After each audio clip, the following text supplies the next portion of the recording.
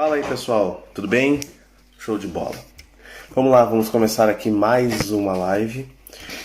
Hoje dia 30 de julho, quinta-feira, amanhã dia 31 de julho. E a partir de amanhã as lives vão se reduzir. No mês de agosto, inicialmente eu iria fazer 2 por semana, mas vou fazer um pouco mais, mas em setembro de fato vão ser 2 por semana e por aí a gente continua, né? Já começa a se reduzir no mês que vem as lives, né? No mês que vem a gente vai ter 16 lives e aí no mês de setembro vamos ter 8 lives. E aí vamos continuar dessa forma, com 8 ou com 4 nesse formato. Mas hoje eu recebo uma grande profissional, uma grande amiga, Daya Gomes, produtora artística, assessora de imprensa, também trabalha com produção cultural em todos os âmbitos, em todas as frentes, a famosa produção.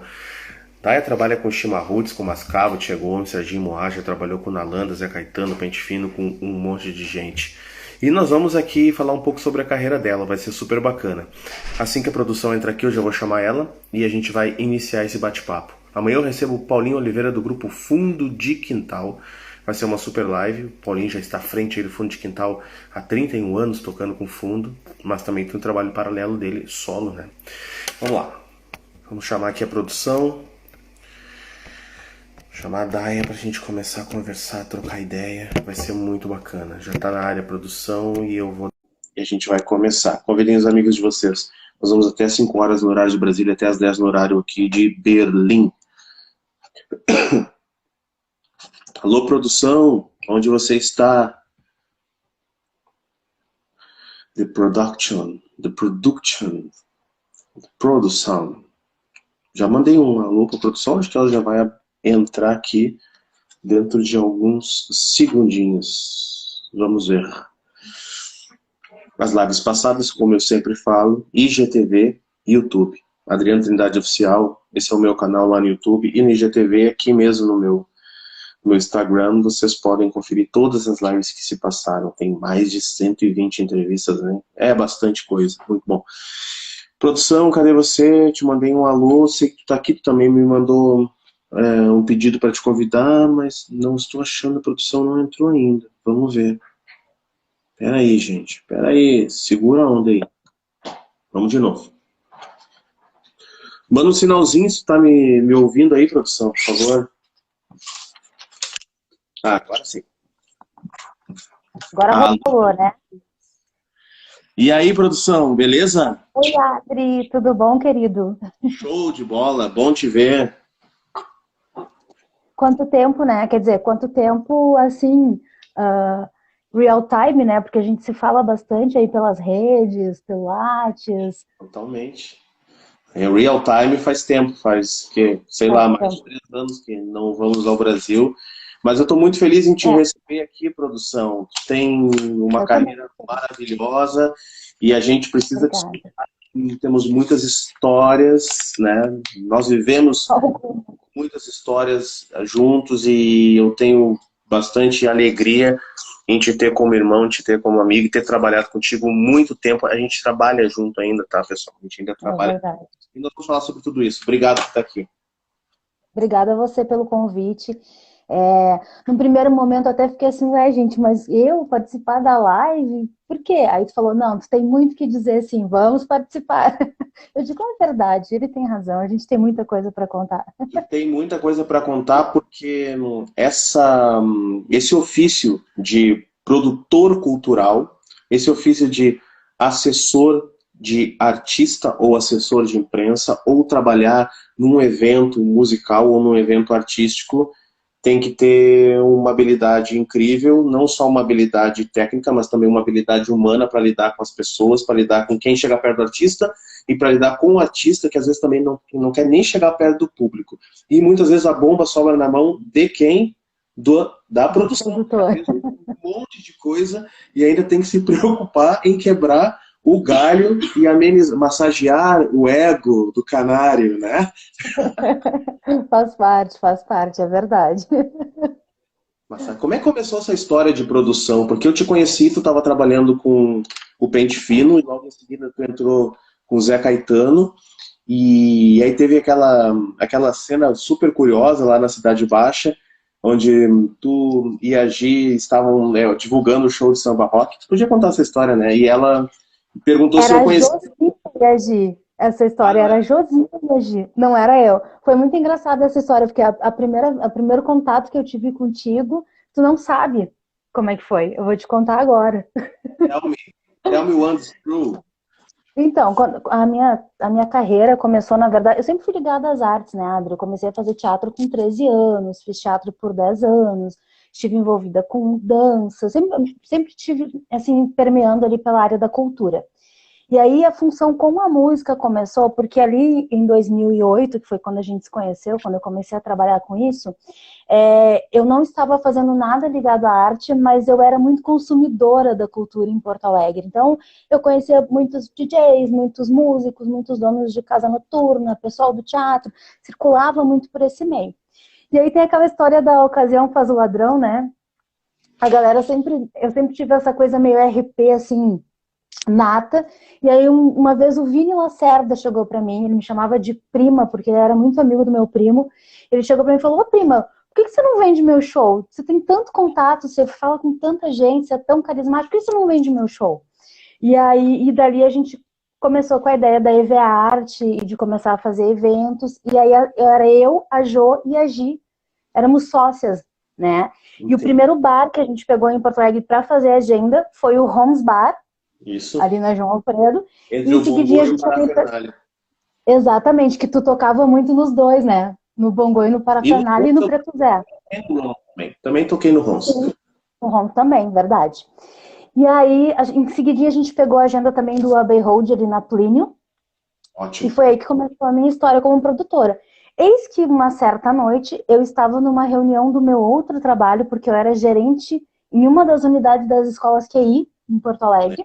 Isso. Toco o meu telefone, é a Gi e a Jo dizendo: Taia, tu não tem noção, a gente conheceu um músico muito bom, ele canta demais, escuta aí. E colocaram para eu te ouvir cantando no Parafernália. Veja só que legal. Que Esse foi o show. primeiro contato que eu tive com ele. Eu Foi falei: gente, quem é? Adriano Trindade. Foi nessa noite, na mesma noite que tu nessa ia contar a história? Foi essa Isso, noite. foi nessa noite, porque eu tava chegando para tocar ali, elas estavam panfletando. Daí a Isso gente mesmo. tava no bar e elas não sabiam que eu e os guris éramos músicos. E aí ela perguntou assim: eu não sei que contato vocês têm com música, não sei que contato vocês têm com a noite, mas aqui na Cidade Baixa rola muito samba rock. Eu não sei se vocês gostam ou conhecem samba rock. Aí o meu baixista, o Rodrigo, olhou assim, tipo o seu Madruga, conhece, não? Daí, bom, aí a gente vestiu o personagem. Não, a gente não conhece, não. A gente está aqui por outros trabalhos, Fale mas mais. muito obrigado pelo convite e tal. Legal, muito obrigado. Foi isso que aconteceu. Mas quem foram os primeiros artistas que tu trabalhou, mais especificamente ali no Abbey da Clínica? Foi uma casa que perdurou durante muito tempo, com sucesso, com êxito. Inclusive, muitos artistas nacionais vinham para o Abbey Road. Exatamente. Exatamente, muitos nacionais. Na verdade, a gente começou a trabalhar no Abbey no lançamento de um single do Vini Lacerda. Ele queria fazer num espaço que fosse legal, em Porto Alegre e tal. Daí a gente procurou o Júlio First, na época era o dono do Abbey Road, ele e o João, Isso. o João que era o dono do Sargent também. O João tem também uma longa história na noite de Porto Alegre, né? Os dois eram Isso, sócios no Abbey. Isso mesmo. E aí, dos Disco Cuecas. E aí a gente foi procurar eles para fazer esse evento de lançamento de um single do Vini. Ele estava lançando o primeiro EP dele. E, enfim, a gente já se deu super bem com o João e com o Júlio, de cara rolou uma afinidade e eles abriram as portas do AB, assim, gurias, tragam as bandas de vocês, tragam os eventos de vocês, vamos fazer uma parceria. E aí depois disso a gente fez outras bandas, como Estado Novo, Identidade Única, são bandas que não estão mais hoje no mercado, mas que na época faziam muitos shows aqui, né, em Porto Alegre, região. E o próprio Zé Caetano tocou no Abbey. A gente conseguiu fazer algumas bandas ali. Foi bem no último ano de vida do Abbey, assim. Logo depois aí o João e o Júlio negociaram e o Abbey virou Dracar, lembra? Isso, Dracar. A gente ainda pegou essa transição bem ali do Abbey para Dracar. Legal. E quando é que começou realmente a produção ganhar uma porcentagem maior na tua vida, de uma maneira com que tu tivesse que trocar praticamente de profissão, viver, não vou dizer mais na noite, mas se preocupar com os horários noturnos, se preocupar com os artistas, se o artista chegou legal para tocar, se o cachê deu certo, todas essas coisas que envolvem a produção, fechar shows, tá meio que ligado ali, inclusive domingo, se chegou um e-mail, negociar. Quando que isso começou a tomar conta da tua vida um pouco mais? Na verdade, foi muito em seguida, assim, Adri, porque a gente começou a trabalhar com isso em maio, e eu levava 2 empregos paralelos, então de dia eu era gerente na QI e à noite eu era produtora já no Rons e no Abbey. E aí eu consegui levar essa, né, dupla jornada de maio a agosto do mesmo ano, e daí em agosto eu estava num estado de esgotamento mental e físico completo, assim, eu não tinha mais forças para chegar em casa 4, 5 horas da manhã, dormir 2, 3 horas e às 9 da manhã estar no meu outro trabalho, né? Não conseguia mais. Assim, um dos dois ia ficar mal feito, né? E aí eu já não conseguia mais me desvencilhar da produção, né? Eu gostava demais ali do que estava acontecendo, da maneira como a gente estava conseguindo ganhar mercado já. E aí, em agosto mesmo, eu pedi demissão da QI, em agosto do mesmo ano, eu pedi demissão da QI, e aí eu ainda não conseguia viver só de música, porque eu trabalhava com bandas pequenas, num circuito pequeno, e aí os outros empregos que eu tive depois, eu trabalhei no comercial do Pão do Povo, trabalhei de produtora de pauta na Ubra TV, trabalhei de produtora de pauta na Pop Rock, trabalhei de criadora de conteúdo numa empresa que cuidava dos aplicativos da Rede Record, nesse meio, sempre levando paralelo à música, só que daí esses empregos já não eram mais a minha prioridade. A minha prioridade era que eu queria viver só de produção.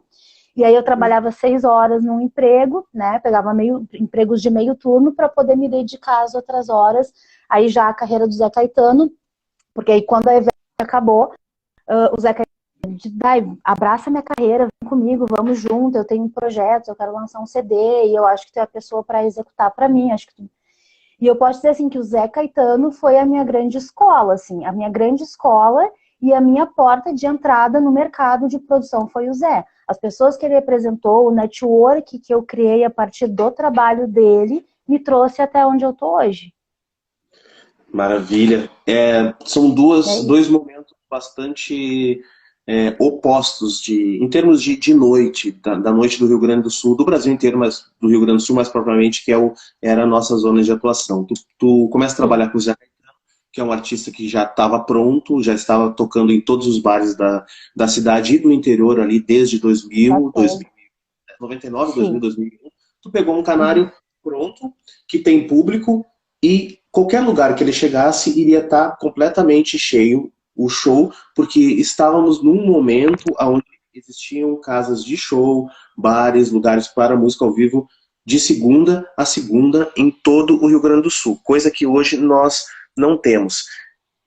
Público não era um problema, não era uma dificuldade. Qual era o foco principal, produção? De tu chegar e entrar, por exemplo, numa casa como Moinhos, em Nova Prata, ou numa casa como Silo, em Marau, casas de porte, ou em Passo Fundo, ou em Cama de Gato, em Erechim, onde tu sabe que tu pode cobrar bem, e a questão não é nem se vai ter gente ou não, a questão é tu ali confabular junto com o artista e levar um show bacana, interessante, para poder ter aquela data de meio de 2 em 2 meses, 3 em 3 meses. Estratégia, qual era a estratégia principal de vocês? Como tu bem colocou, assim, o Zé era um cara que já tinha uma estrada e já tinha uma inserção de mercado, né? Muito tranquilo, assim, as pessoas já conheciam ele de nome, já sabiam que ele fazia show nas principais casas de Porto Alegre, e aí acabava se tornando fácil abrir portas no interior para o artista que toca nos principais picos, né? E isso com toda a cena ali, todos os artistas que tocavam nas principais casas acabavam tendo uma penetração tranquila no interior do estado. O meu trabalho com o Zé, embora eu fizesse também a parte comercial e fizesse também o pós-venda, o contato ali com o contratante, né? Viajei com ele o estado inteiro, mas o meu trabalho com o Zé, a gente trabalhava muito a questão das músicas autorais, né? Esse era o nosso principal foco, ele teve uma composição que o Armandinho gravou, como tu bem sabe, no CD Semente, que foi uma composição que foi uma música que andou sozinha, assim, a gravadora não elegeu aquela música como a música de trabalho do CD, mas o público elegeu, né? O público do Armando elegeu. Então, foi uma música que também abriu muitas portas para o Zé. E aí o meu principal foco com ele era a questão do autoral, das rádios, era um momento ali, né, final de 2010, ali entrando para 2011, que a questão das redes sociais não era tão forte, a questão dos streamings, não se tinha Spotify, né, o YouTube já existia, mas não tinha o YouTube tão focado na música, não se tinha, então as rádios ainda eram muito fortes. O artista ainda precisava muito bater na porta das rádios e tentar colocar música na programação e mandar brinde para a rádio para fazer sorteio, para entrar na programação. Então esse trabalho, assim, eu fiz tanto nas rádios da capital, quanto nas rádios do interior, do litoral. A gente conseguiu entrar em programação de diversas rádios e foi muito legal, assim, aprendi muito, muito, muito com o Zé. E o trabalho com ele me levou a conhecer o Felipe de Martino, que na época era empresário do Armandinho, né? Que depois veio a virar empresário da Mascavo e da Shima Roots, com o qual eu acabei indo trabalhar posteriormente, ali em 2013. O Felipe me chamou para trabalhar com ele. Perfeito. Bom, mas antes de 2013, agora 2, 3 meses atrás, eu estava entrevistando a Nalanda aqui, e estávamos conversando sobre a carreira dela, e ela foi uma entrevista muito boa, ela legal. A Nalanda é ótima, adoro ela. Revelou muita coisa interessante da carreira dela, que ela não tinha revelado ainda, e eu perguntei para ela, bom, Nalanda, entre tantas mudanças na tua carreira, mas eu não perguntei quem foi, eu perguntei o que foi o fator determinante para que tu virasse a chave e que começasse a ter outra postura musical, ou até de vida, e ela, não, foi a Daia. A Daia, que legal. Ela falou, a Daia é a grande responsável pela minha carreira ter realmente dado uma outra guinada e eu ficasse mais feliz no palco atuando e ficasse mais tranquila para fazer outras coisas, porque eu sabia que a Daia estava tomando conta de coisas que eu não conseguia. Meio assim como se fosse Paula Lavínia, quando entrou na carreira do Caetano Veloso, foi mais ou menos isso. Tu notou isso naquela época ou depois? Só que, vou te falar, a Nalanda foi depois de 2013. A Nalanda eu já estava com o Mascavo, ainda não tinha Serginho Moá, não tinha conhecido o Graxa, quer dizer, já conhecia o Graxa da noite, assim, de oi, de tchau, mas ainda não era uma relação tão próxima como é hoje de trabalho. E eu tinha só a Mascavo, e aí era muito amiga do Cronos, né, e a Nalanda fazia parte da staff ali da Omago Produções, a produtora do Cronos. Eu fazia Porto Verão Alegre com o Cronos desde 2011, todo ano eu fazia a temporada dele no Porto Verão, e fazia algumas temporadas fora também. E aí, através dessa relação, a Nalanda um dia me chamou para conversar e falou, daí eu tô a fim de lançar o meu autoral. E eu adorei, né? Eu adoro, Adri. Eu gosto muito dessa coisa do autoral, do lançamento, do botar um produto novo no mercado. Esse desafio é o que faz o meu olhinho brilhar, assim. E aí eu falei, vamos, quando? Vamos embora, vamos colocar. Daí ela me mostrou o EP, me mostrou as faixas, eu adorei as canções. E aí eu comecei 2 vezes por semana na produtora dela pra gente fazer as estratégias e começar realmente toda a questão da pré-produção ali do lançamento do EP dela, 100% autoral. Na verdade, o segundo, né? Ela teve um primeiro EP que ela lançou depois do programa Fama, né? Com músicas que emplacaram em novelas da Globo, Chocolate com Pimenta e tal. Mas aí também tinha muitas regravações ali, né? O EP que nós lançamos em 2016 foi um EP 100% autoral, assim, e o nome do EP é Nalanda, porque o EP é a cara dela do início ao fim, assim, as letras, as canções, a verdade da Nalanda está muito exposta ali naquele EP. E foi um trabalho maravilhoso, inclusive a gente vem conversando, eu e ela, há um tempo aí, para ver se a gente bola umas novidades para o ano que vem. Mas o que exatamente tu acha que mudou no trabalho dela? Quando tu chegou para trabalhar com ela, tu viu um cenário. E aí vocês armaram algumas estratégias e eu sei que ela começou a tocar muito mais. Gigs começaram a aparecer muito mais, consequentemente entra gig, entra grana, entra mais prestígio e a roda gira. Mas é porque justamente porque eu acho que o contratante, né, ele acaba vendo com outros olhos o artista que se posiciona enquanto dono da sua carreira, enquanto artista autoral. Ó, eu faço o cover, eu faço a noite, eu faço a balada, mas eu tenho a minha história, o meu violão, a minha composição, a minha veia é essa. E aí, quando o artista se posiciona dessa forma, eu acho que a postura do contratante muda em relação a ele e ele acaba ganhando um valor agregado, né, no mercado, digamos assim, no circuito, de forma geral. Eu acho que isso foi uma coisa que mudou e, como ela bem colocou, eu acho que a postura dela relaxou um pouco em relação a, a colocar, a se arriscar, sabe? Quando, por exemplo, antes, nos shows dela, ela não tocava violão, só cantava. Aí depois, com a questão do autoral, tinha cifras ali, tinha coisas que ela queria fazer, ela incorporou nos shows dela com ela tocando. Isso já deu uma outra cara para a história, né? Então, entre outras coisas, eu acho que, mas o fator principal é esse. Quando o artista faz o cover, ele faz a noite, ele faz o circuito que é necessário fazer, mas não descuida do seu autoral, do seu, né, de lançar um EP, de lançar um single, de ter um canal, né, de ter um contato, assim, com o público, não só do show cover, mas também de trazer uma coisa que o público nunca viu, uma coisa inédita. Eu acho que isso acaba refletindo no todo, assim. Todo meio, não só o contratante, todo meio acaba olhando, né, para o artista de uma outra maneira. Acho que é basicamente isso, assim. Show de bola. Eu queria muito saber o teu lado em relação a esse É um trabalho ponto de dela. vista. Sim. E o Mascavo foi uma banda que nasceu na década de 90. Em 2000 eles estouraram, trabalho completamente autoral também, e nesse momento tu nem imaginava que iria trabalhar com eles. O tempo passa, a gente ficou meio sem saber se o Mascavo estava fazendo muitos shows, se não estava, se estava em Brasília, como é que estava a situação deles, mas o grande fato é que ali, por 2012, 13, 14, tu começa a trabalhar com o Mascavo e a banda dá uma boa retomada. É muito interessante saber essa questão da produção, como a produção recebe o material de um grupo e também recebe a crença dos artistas. O quanto aqueles artistas acham que, não, gurizada, vamos lá, porque a gente pode voltar a fazer um sucesso onde a gente consiga tocar as nossas canções, consiga emplacar outras novas músicas.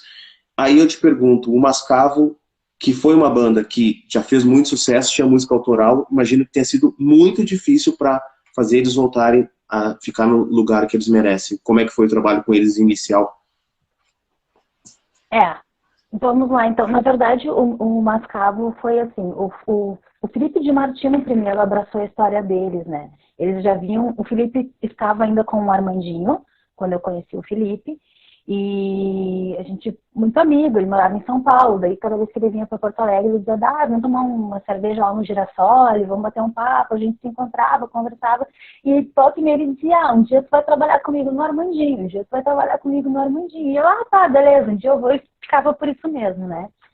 Ficava só num dia. Que um dia o Felipe me ligou e disse, eu tô indo para Porto Alegre, vou tomar um café contigo para falar sobre isso. Não é o Armando, é uma outra parada que está surgindo aí e eu acho que tu é a pessoa ideal para vir comigo na marca. Eu falei, beleza, vambora. Ele falou que estava assumindo que a Mascavo estava realmente tempo parado. Eles passaram realmente por um tempo sem fazer shows, assim, não sei exatamente te dizer o porquê, porque eu já peguei a retomar eles, né? E aí eles já vinham namorando o Felipe há bastante tempo para que o Felipe, né, viesse com eles nessa... Porque o Felipe já, né, já era do meio do reggae, já conhecia contratantes no Brasil inteiro e até fora dele. O Armandinho fez turnês, né, na Argentina, no Uruguai, acho que Portugal também o Armando faz eventualmente. Então a Mascavo já vinha nesse flerte com o Felipe e fechar, né, essa parceria. O Felipe me chamou e disse, eu quero que tu me ajude na questão da comunicação da banda, das redes sociais, do contato com rádio, do contato com o contratante, sabe? Enfim, eu acabo fazendo um pouco de tudo, assim. Agora, com a questão da pandemia, a gente está meio parado, todo mundo, né? Todas as bandas, né? Estamos criando conteúdo para a internet, conteúdo online, mas o show mesmo, as turnês estão paradas. Mas de lá para cá a gente fez muita coisa legal com a Mascavo, assim. O Felipe fechou uma turnê para ele na China, eles fizeram lançamentos de singles que tiveram uma aceitação maravilhosa do fã dele. O público do reggae é um público muito curioso, né, Adriano? Porque é um público que o artista não precisa estar na mídia para eles serem fiéis, né? Se anuncia um show de reggae, a galera que é do reggae, ela vai, não precisa ser um artista que está no Domingão do Faustão toda semana, né? Sabe disso, né?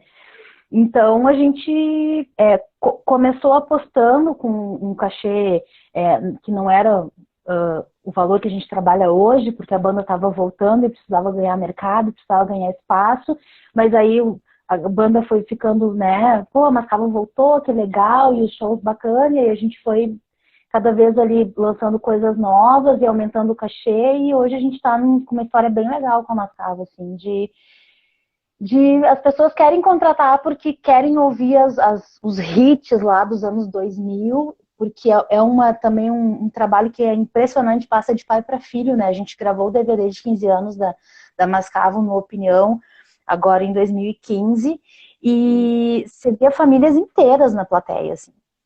É impressionante, né? Pai, filho, avó, porque realmente pega dos 8 aos 80, assim. Então, também eu posso dizer assim, o Zé Caetano foi a minha grande escola e o Felipe de Martino é a minha pós-graduação, assim, porque eu também acabei aprendendo muito com ele, principalmente nesse sentido de ser uma banda que já tinha feito muito sucesso, que ficou um tempo sumida e que a gente teve que fazer todo um trabalho para ela voltar, para ela retomar, né? Legal, e voltou. Mas, produção, como é que é o lance? Assim, por exemplo, o Mascavo é de Brasília, e aí vocês organizam a gravação de um DVD em Porto Alegre, tá lotado, é golaço.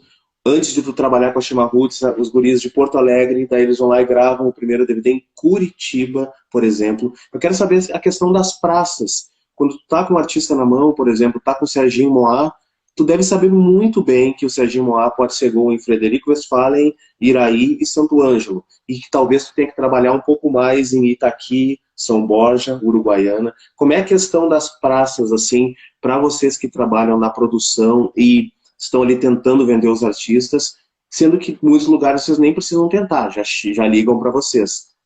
Hoje em dia, as redes sociais facilitam a nossa vida, né, nessa questão, porque elas nos dão todas as métricas ali, né, tanto as redes sociais quanto o próprio Playax nos dá as médias de execução de música, onde é que tá tocando mais, onde é que tá tocando menos, né? E aí a gente tem também ali por região, no Facebook, no Instagram. Então hoje em dia isso acaba sendo muito fácil. Eu acho que antes era termômetro mesmo, assim, era feeling das turnês, né? Você vai passando pelas cidades durante a turnê e aí você vê que, pô, não, nessa cidade aqui esgotou com uma semana de antecedência, tem algo de diferente. Aqui tem realmente uma gama de fãs muito grande, que é o que acontece com a Mascavo em Porto Alegre. É uma banda de Brasília, muita gente não sabe, acho que os caras são gaúchos, é impressionante, porque eles têm um público muito grande no Sul, né? Então muita gente acha que a Mascavo é gaúcha, embora o Prata, né, que é o nosso guitarrista, ele tenha família aqui no Sul e tal, e ele nasceu aqui, se não me engano, e foi pequenininho pra lá. Tem uma relação com o Sul, né? Mas o motivo que fez a Mascavo gravar 2 DVDs em Porto Alegre, o primeiro foi no Teatro São Pedro, eu ainda não fazia parte da equipe deles, e o segundo no Bar Opinião foi justamente essa maneira como o público de Porto Alegre se identifica, gosta e esgota os ingressos para os shows, sempre com antecedência. Você imagina, o DVD do Opinião, a gente marcou para o dia 12 de junho de 2015. Era Dia dos Namorados e era estreia do Brasil, se eu não me engano, numa Copa. Agora não me lembro, porque eu não sou muito ligada em futebol. Não sei se era Copa do Mundo, se era Copa América. Que Copa era? Eu sei que tinha um jogo importante. América. Era Copa América. Tinha um jogo tinha um jogo importante naquela noite. E a Mascavo esgotou os ingressos 2 dias antes, já não tinha mais ingresso para a gravação do DVD, na opinião.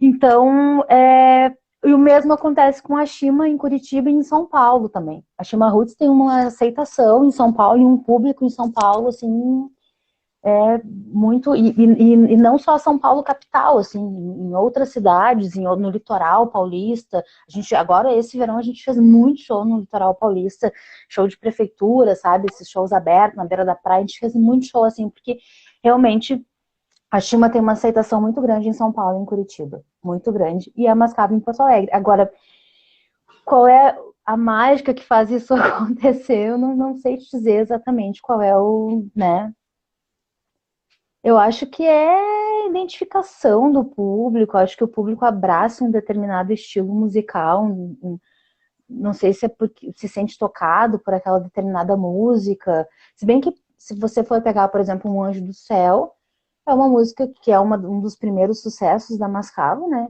Estourou no país inteiro. Só que o Mais Sul sempre linda. contratou muitos shows deles. Uhum. Mais linda também, tocou demais. Que é uma música Muito, fantástica. muito, muito. Eu me lembro que eu tava tocando lá Bastante. no Rio Cenário, e aí eu terminei o show e tu me chamou pra assistir o show do Mascavo No Lapa. Lapa 40 graus. lá pra 40 A graus. Casa do Carinho de Jesus. Não deu pra entrar, porque era nem na parceria, era, né, tu me deu o convite, mas eu não consegui entrar, porque tinha tanta gente, não, Tá. não deu. É. Não deu pra entrar. Uhum. Muito, muito legal. É Tu verdade. deu uma cansada É. de estrada ou tu tá muito contente dentro do escritório? Porque tu sempre gostou de viajar, de deixar o artista de boa ali no camarim, tu cuidar disso, cuidar daquilo. O que é que tá gostando de ficar em casa? Na verdade, assim, ó, Adri, eu sim, dei uma cansada de estrada. Ali em 2015, eu meio que dei uma parada de ir pra estrada, primeiro porque eu queria estudar, voltei a fazer faculdade e tal, e aí, né, precisava estar mais presente.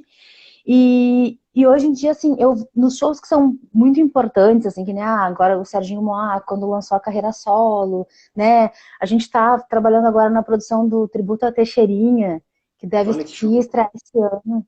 Ia estrear esse ano, a gente vai estrear no ano que vem, que é um musical, até é a filha do Teixeirinha que tá organizando, e a GX Pro tá fazendo em parceria com o Raul Albornoz, a produção do musical.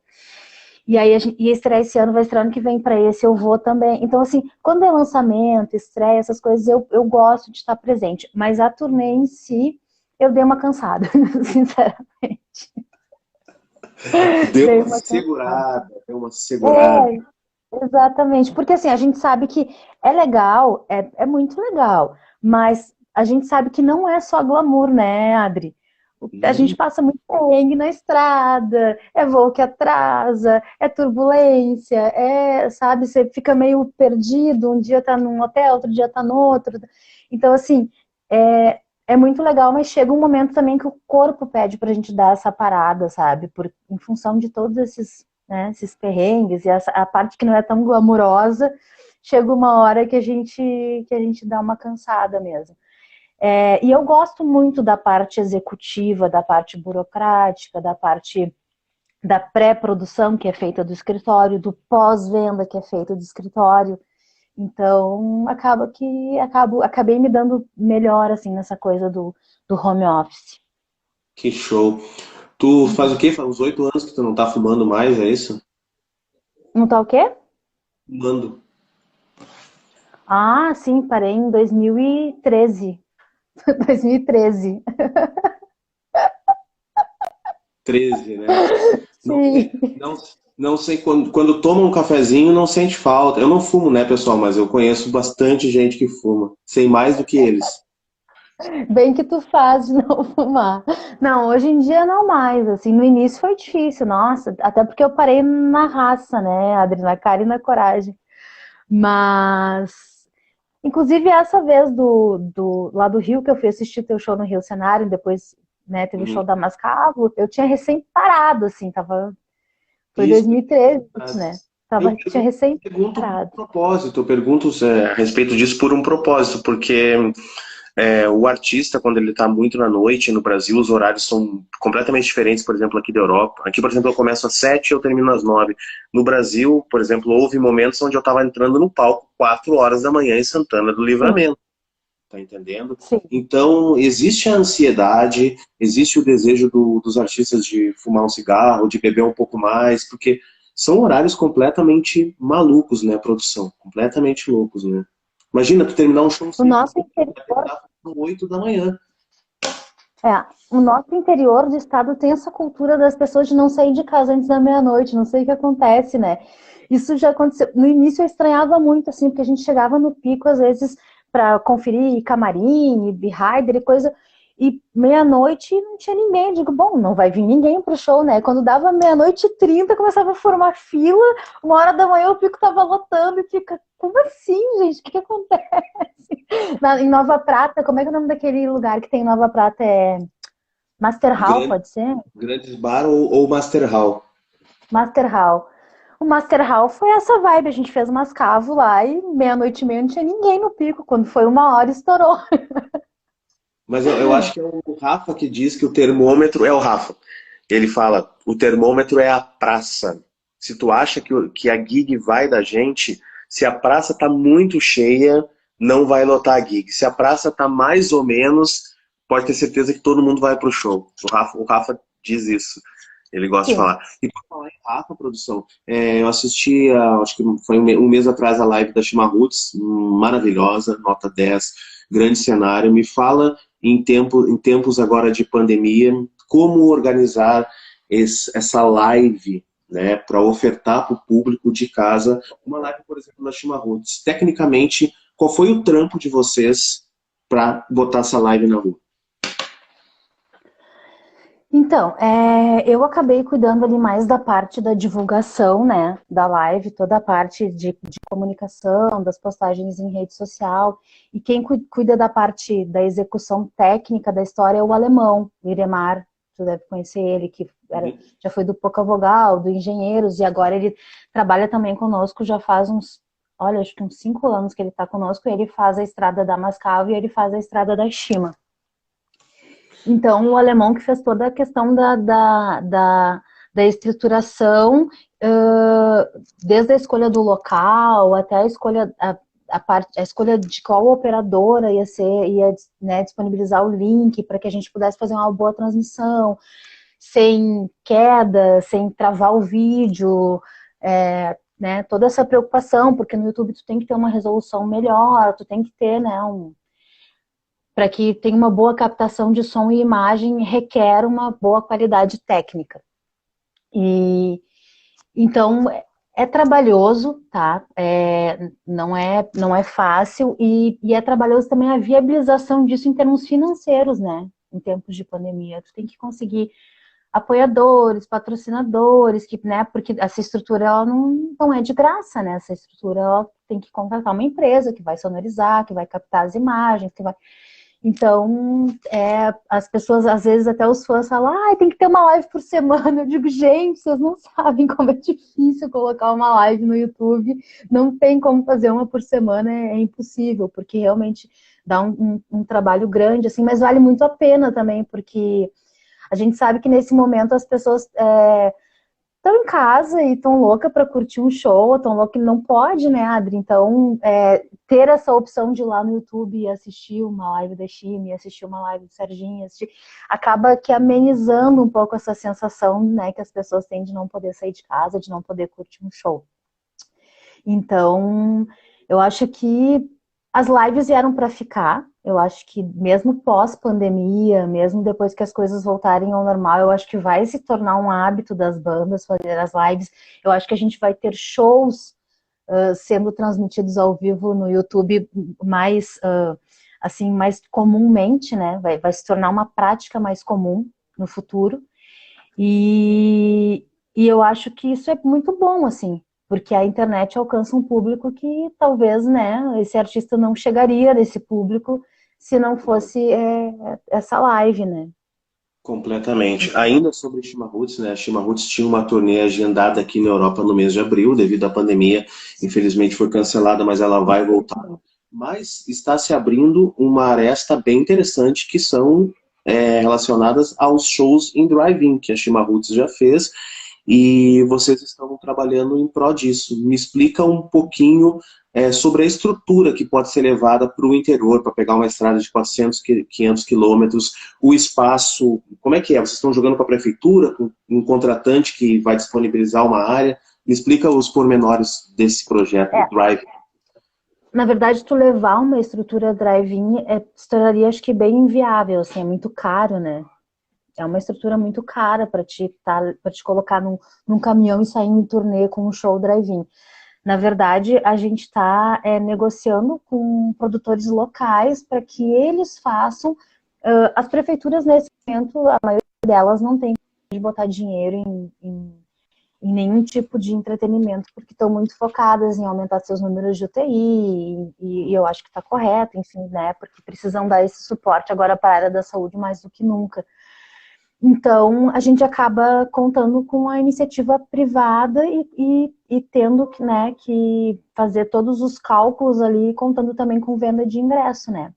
Porque tem essa demanda reprimida das pessoas que não aguentam mais ficar em casa, que estão loucas para sair, para fazer alguma coisa na rua, mas que só podem fazer isso com uma determinada segurança que o show drive-in proporciona, né? Aqui em Porto Alegre está tudo 100%, assim, é higienizado, eles verificam a temperatura das pessoas, as pessoas não saem do carro, só que sai para ir no banheiro, é um por vez, cada vez que uma pessoa usa o banheiro, entra alguém lá para higienizar, então, assim, tem todo um protocolo, todo um cuidado, né? Então, a gente está, na verdade, negociando com produto, tem muitas produções no interior, que daí negociam espaços com a prefeitura, né? E aí negociam com sonorização, negociam com rádio local, negociam com patrocinadores, com a iniciativa privada, para poder colocar essa opção de drive-in para os moradores da cidade, para o público, né? É basicamente isso. É uma experiência bacana, é uma experiência nova. Eu acho que também pode ser uma coisa que venha a ficar no pós-pandemia. Não sei se exatamente com os shows, mas talvez com o cinema, né? A gente tem em Porto Alegre também ali no estacionamento do aeroporto, que daí são telões que passam filmes, que passam musicais. Eu acho que talvez isso se torne também uma prática comum e que talvez fique para pós-pandemia, né? É um Mas romantismo que pode voltar, né, produção? Porque nos Estados Unidos, né, pós Segunda Guerra Mundial, isso era muito comum e as pessoas tinham toda a disponibilidade de ficar na rua, de ter aglomeração. e acaba sendo também um conforto, né? Você fica ali dentro do carro, você pega um público ali, um pouco mais velho, um pouco mais ali, né? Não é tão. Criança já é mais complicado, porque a criança é meio impaciente, daqui a pouco ela já não quer mais ficar dentro do carro, entendeu? Ela não quer mais. Agora, o público mais velho é um público que está ali, confortável, dentro do carro, que quer ligar o ar, liga, não quer. Sabe? Então, isso também acaba sendo um atrativo, né, Adri? A questão do conforto. Eu, por exemplo, depois dos 30, eu não vou ver show onde eu não me sinto confortável. E dependendo do carro, é mais confortável que a cadeira do teatro. É verdade, com certeza. Porque ali também tu tá dentro do teu carro, tu leva ali um vinhozinho, né? Quer um vinhozinho assistindo, leva o teu vinho dentro do carro, né? Tem o ar-condicionado. Então, realmente, é quase. Para muitas pessoas, o carro é uma extensão da casa delas, né? Imagina, é como você poder assistir um show no conforto do celular, né? Só que no conforto do carro, no caso. É, isso aí. Bom, Chimarruts, Mascavo, Tia Gomes, Moá, são os artistas que tu trabalha atualmente, no mínimo esses. Quantos shows foram cancelados a partir do momento em que foi anunciado o isolamento social? Olha, contando assim, os 4 artistas, né? De Mais ou contratos que a menos. gente já de contratos que a gente já tinha assinado ali com negociação de valores, alguns já pagos, inclusive, foram mais de 60 contratos. Só ali naquele período de março, abril. Fora o que, tipo assim, não tô contando turnê na Europa, que ia ser mais além, não tô contando os shows assim, ali, imediato, sabe? Tiro curto. Mês pra frente. Eu ainda tô cancelando o show, tá, Adri? Essa semana mesmo, um contratante que tinha uma data marcada para outubro cancelou não, na verdade ele adiou para abril do ano que vem. Então a gente ainda tá, como a gente trabalha com uma agenda aí de mais ou menos um semestre, né? Uhum. A gente ainda está tendo cancelamentos e adiando o show para o ano que vem, porque se tinha esperança que em outubro estivesse tudo normalizado, né? Mas agora já acreditamos que não. Acho que aqui no Brasil, com sorte, dezembro, se não só em 2021 mesmo. Ah, vamos torcer para que isso dê certo, né? Eu sei que tu tá fazendo a tua parte, eu não tô no Brasil, mas estou muito preocupado com tudo que está acontecendo. Tanto é que a gente tem o nosso Sarau dos Artistas, que nós já vamos falar já já. Mas antes do Sarau, deixa eu te perguntar uma coisa aqui. Tu cuida também muito da página da rede social dos artistas, né? E aí tu pega um artista Sim. como o Serginho Moá, que é um cara que deve receber bilhões de mensagens aí todo dia. O que são as coisas mais curiosas que as pessoas escrevem? Porque eu já escrevi pro Serginho Moá achando que estava falando com ele, estava falando contigo, por exemplo. Sim, bastante, né? Então, de tudo, assim, de tudo que tu imaginar, eu recebo, as pessoas contando, por exemplo, tem um fã do Mascavo, ele não mora aqui no Brasil, não, eu não vou te falar o país agora porque eu vou mentir, mas ele gosta tanto da música Só Ela, que a filha dele nasceu e ele botou o nome da menina de Soela, Soela, tudo junto, assim. Sou Por ela. causa da, por causa da música Só Ela, o nome da criança é Só Ela. Isso é muito inusitado. Que demais, né? É demais.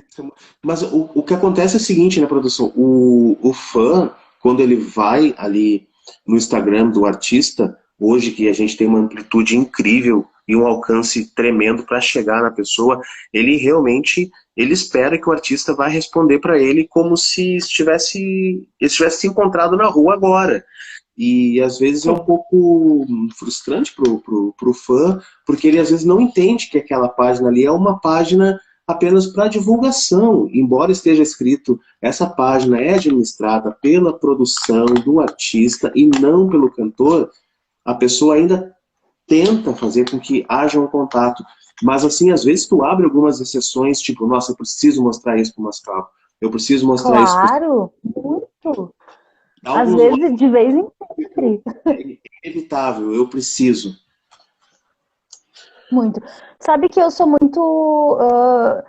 Me tocam as histórias, né, Adri? Eu sou muito derretida, assim. Então, por exemplo, teve uma menina que perdeu o bebê dela e ela cantava para a criança Um Anjo do Céu. E aí ela contou a história no inbox, achando que estava falando com a Mascavo, dizendo: olha, vocês me ajudaram a superar, muito obrigada.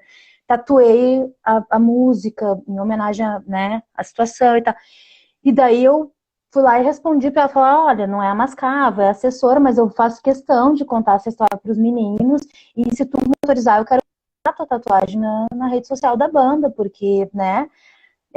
Esse tipo de coisa, assim, eu acho que a gente tem que dar a devida atenção, né? Porque a banda, ela tá marcando a vida da pessoa de alguma forma, né? O Serginho Moá, por exemplo, já tive casos de a pessoa entrou em contato porque queria pedir pro Serginho fazer um vídeo, porque quando ele conheceu a namorada, foi num show do Papas, e aí as músicas do Serginho embalaram o romance, e ele queria pedir a menina em casamento, e ele queria um vídeo do Serginho pro momento em que ele fosse pedir a menina em casamento. E aí, né, respondi que não era o Serginho, mas que eu ia tentar. Daí contei a história pro Serginho, o Serginho fez. Daí quando eu mandei o vídeo, nossa, o cara me mandou um vídeo de volta chorando, assim, agradecendo, aos prantos, dizendo: olha, ela vai amar, eu não sei como agradecer a vocês e tal. E graças a Deus, Adri, todos os artistas que eu trabalhei, assim, até hoje, sem exceção, todos são muito atenciosos com o fã. O Serginho Moá, ele é um cara que ninguém me contou, eu vi. Uma vez eu fui fazer estrada com ele, um show em Rio Grande, era um show aberto, era aniversário do município, era uma parceria da prefeitura e do SESI. Era um show aberto, terminou o show, a Raquel do SESI veio me perguntar: ele costuma receber as pessoas no camarim? Aí eu perguntei para quem quiser vir no camarim, diz para vir. Adri, o Serginho atendeu 200 pessoas no camarim. E a mesma pessoa, o mesmo sorriso que ele tinha quando ele atendeu o primeiro, quando chegou lá no 200, era a mesma boa vontade, o mesmo sorrisão. Eu já estava cansada por ele, sabe? E ele naquele astral, assim, de querer receber, de querer tirar foto, de querer... E daí eu disse, nossa, Serginho, parabéns. Ele falou, Daia, é o mínimo que a gente tem que fazer pelo público. Eles dão tanto para nós, o público me dá tanto, o mínimo que eu tenho que fazer é retribuir eles com a atenção. E aquilo ali foi uma coisa que me marcou muito, assim. E a Mascavo é assim, a Shima Roots é assim. Graças a Deus, assim, todos os artistas que eu trabalhei até hoje são muito atenciosos com o fã, e isso é uma coisa que me deixa muito confortável para também ser atenciosa e para levar as histórias dos fãs para as bandas enfim, para tentar da melhor maneira possível colocar o fã próximo do artista, né? Acho que isso é muito importante, importante mesmo. Excelente, excelente. Produção, aqui o pessoal tem escrito algumas coisas, bastante coisa na verdade. O Franco escreveu: sonho de quem não é famoso é ter uma assessoria com a Daia, deve ser bacana demais. E pegando esse gancho do Franco, a produção pode dar uma explanação. Existe o Sarau dos Artistas, né, que desde 2012 a gente trabalha junto, e eu acho que esse é o projeto que mais me deixa feliz, assim, aliado com a minha carreira, é o Sarau dos Artistas.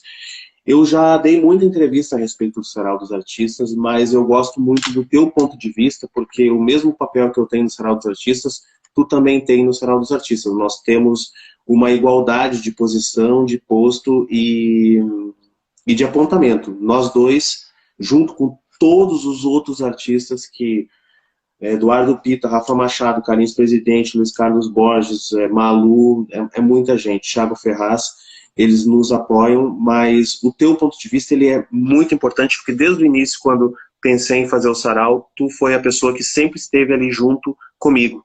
Frank George, Zé Gaetano também, vamos citar, mas eu quero saber o teu olhar, a tua visão daquele Sarau que começou com 10 pessoas lá em 2012 na FENAC e que tanto nos deu alegria e tanto a gente conseguiu ajudar as pessoas, seja com alimento, com uma roupa, com um brinquedo ou com a música, que é a essência do Sarau. Sabe que eu sou apaixonada por esse projeto, né, Adri? Até essa semana, casualmente, eu estava ouvindo a 102.3 e aí tocou uma música do Thiago Ferraz na programação e daí eu fiquei pensando, digo, poxa, primeira vez que eu ouvi essa música foi no Sarau dos Artistas. Ele não tinha nem gravado ainda. Ele não tinha nem gravado, ele mostrou para nós em primeira mão no Sarau, e agora a música tá na programação da rádio, é uma música maravilhosa. Isso é uma coisa que me deixa muito feliz, eu sinto muita falta do Sarau, porque além dele ter esse cunho social, né, a gente, como bem falou, a gente ajudou muita instituição, o Instituto do Câncer Infantil, muitos lares em Porto Alegre, lar de idosos, lar de crianças, enfim. Isso é uma coisa que, né, nos deixa feliz, de poder estar colaborando de alguma forma com o nosso trabalho, mas além dessa questão social, a maneira como o Sarau fez nascer, né? O Carlinhos Presidente é um cara que fala que nasceu no Sarau, que tomou coragem para levar a carreira adiante no Sarau. O Samba e Amor, eu acho que logo que começaram, né, já foram para o Sarau, a gente recebeu de braços abertos e agora estão aí com uma carreira maravilhosa. A maneira como possibilita que os artistas entre si façam composições juntos. Tu é um cara que tem composições com uma galera que passou pelo Sarau, eu acho isso sensacional, né? Então, além do lado social, o Sarau ele dá muitos frutos artísticos que são extremamente importantes, e eu acho que aquele movimento ali que a gente criou entre 2012, acho que o Sarau foi até 2017, né? Presencialmente até 2017. Foram as últimas edições, né? E citamos a Ângela também, que é uma pessoa muito importante, né? Sim, a Ângela Pertilli nos ajudou muito, muito, muito no Sarau e também começou como uma fã do projeto, né? Ela ia em todas as edições e aí a gente foi trazendo ela para perto e quando a gente estava, né, nos ajudando a organizar. A Ângela é muito fã de música também e é uma excelente cerimonialista, uma das melhores, né? Produz eventos familiares, casamentos, e tem uma delicadeza incrível e um bom gosto incrível para lidar com isso, né? Sou muito fã da Ângela também. E então o Sarau é um projeto que me enche de orgulho, assim, porque a gente começou despretensiosamente. Eu me lembro que na nossa primeira edição lá, a nossa ideia era realmente de estreitar a relação e criar uma cena que Porto Alegre estava meio carente, assim, de ter um evento para a cena autoral que colocasse artistas mainstream em contato com artistas que estavam iniciando. A gente não tinha isso em Porto Alegre, e aí a gente começou, né? E aí foi até chegar nesse fenômeno que é o Sarau hoje, que eu acho que boa parte do estado conhece. A gente recebeu artistas do estado inteiro, acredito eu, que se faltou alguma cidade foram pouquíssimas, né, Adri? É verdade. E fizemos coisas muito legais, gravamos um DVD, né, que está disponível lá no YouTube para quem quiser assistir. É um projeto que me enche de orgulho. Eu sinceramente, aqui agora não estamos mais tão presentes em Porto Alegre, né? Mas eu acho que sempre que a gente tiver a oportunidade, a gente tem que fazer umas edições especiais do Sarau, assim, né? Quando tu vir Perfeito. visitar o Brasil, a gente tem que organizar uma edição especial do Sarau para matar a saudade e para que quem não conhece ainda tenha a oportunidade de conhecer. O meu maior desejo quando eu voltar para o Brasil é, em termos de palco, fazer o sarau muito mais do que fazer um trabalho meu, um trabalho solo.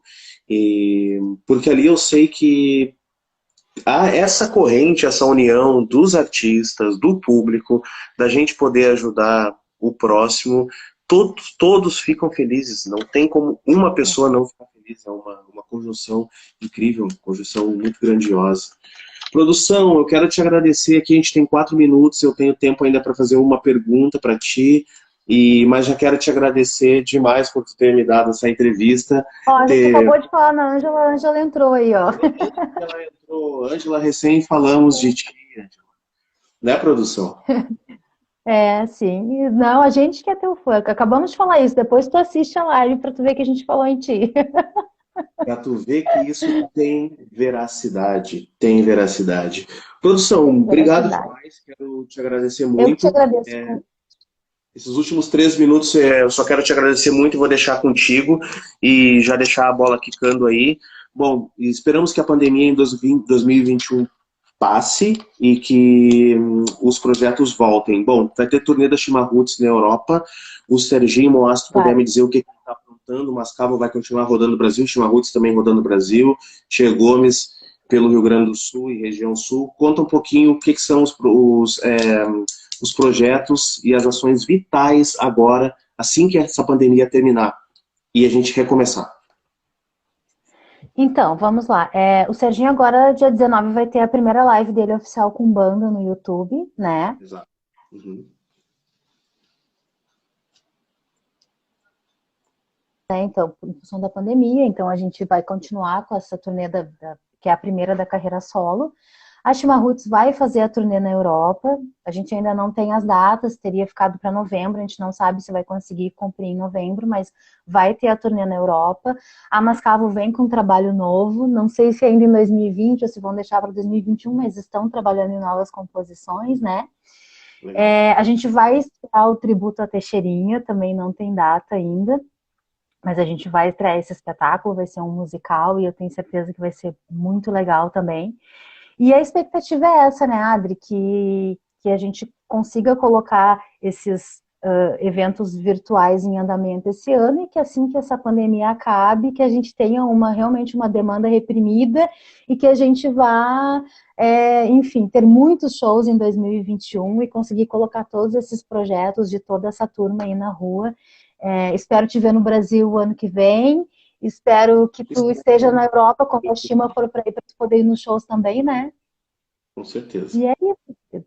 É isso aí. Vamos colocar o Sarau especial, edição especial em prática quando tu vir para o Brasil. E eu tenho certeza que vai ser uma honra. Vamos continuar se cuidando para ter saúde, que tendo saúde, o resto a gente resolve mais além, né? O resto é bobagem. Produção, obrigado demais. Beijão. Obrigada. Tamo junto. Estamos em contato. Só quero te agradecer. Obrigadão. Obrigada eu pelo convite. Um beijão.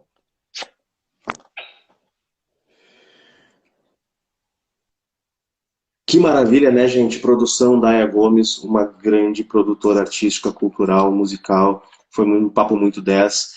E a gente tem 20 segundos aqui. Eu quero agradecer a todos vocês que estiveram aqui comigo e com a Daya, principalmente. Ela é a grande responsável por essa live ter sido maravilhosa. Obrigado, Daya, novamente. IGTV, aonde essa live já vai estar daqui a um minuto. E amanhã no YouTube, Adriano Trindade Oficial. Tchau, tchau. Valeu.